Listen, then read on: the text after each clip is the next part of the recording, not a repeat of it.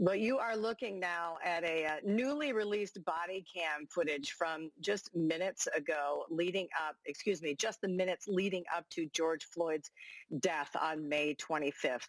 You can see Floyd begging for his life after a rookie police officer points a handgun at his head, and all four ex-police officers cursed at him and manhandled him. The graphic footage was obtained by the Daily Mail. Officer Derek Chauvin has since been charged with Floyd's murder after previous video footage showed the officer kneeling on Floyd's neck for several minutes. This footage comes as a new report shows homicides are up all across the country. A Wall Street Journal analysis of crime statistics found reported homicides were up 24% so far this year to 3,612. It's among the nation's 50 largest cities. Shootings and gun violence also rose this year. So what is next for the police and our country? We're going to be talking about that now with decorated U.S. Army combat veteran and founder of Solutions. This is Cory Mills. Cory's joining us now also as a NEWSMAX columnist. Cory, so much to talk with you about. The numbers are staggering. In fact, they even get a little foggy because you can't believe that they're real. I know you also recently wrote an op-ed where you asked what is next for the police and our country as this unrest continues. A lot of concern out there for recruitment numbers, for mental health stability, depression. Tell us what you're thinking, Cory.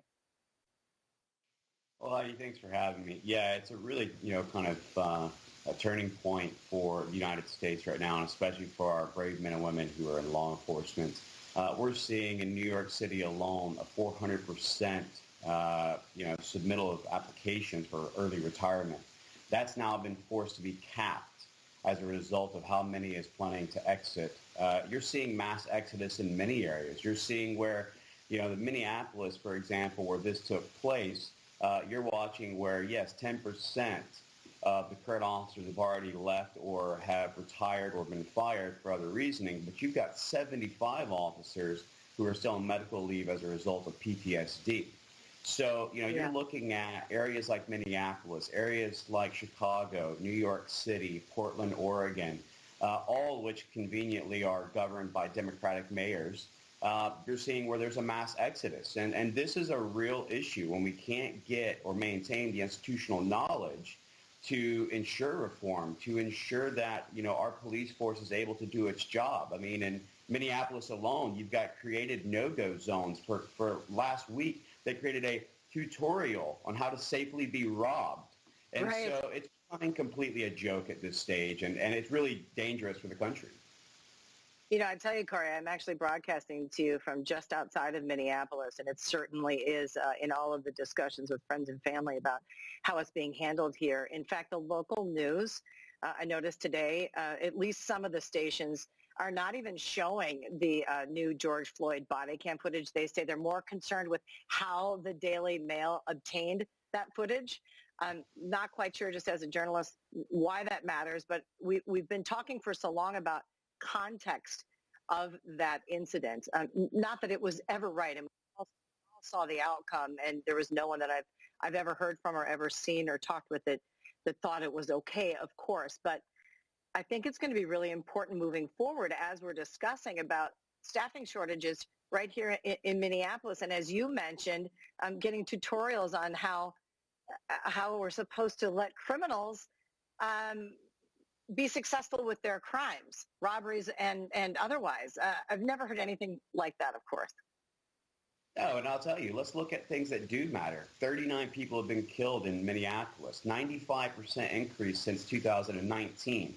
This puts context around how important our law enforcement is and how, much we need them on our streets. And when they're being told to go, they're not allowed to go into certain areas, or as Jenny Durkin did, the mayor of Seattle said, we're not allowed to go into shop. We can't police. And there was rapes and murders that were going on that were unable to be investigated. And Police Chief Best actually even stated that her officers were not permitted to go into these areas because of the uncertainty.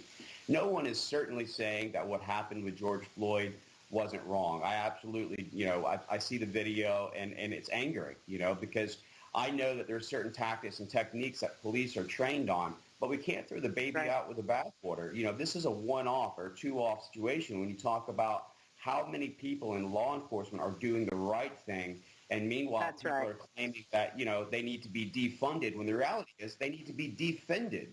And, that's where we're facing right now. They talk about reform. These police departments are already underfunded.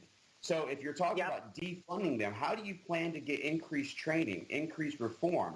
That's going to take more money, not less. And so I think that whole concept. Hey, Cory, we want to talk with you more on all of this coming up in the next hour. For now, we've got to get out. I so apologize, but got a lot to get to at the White House as well today. So, Cory.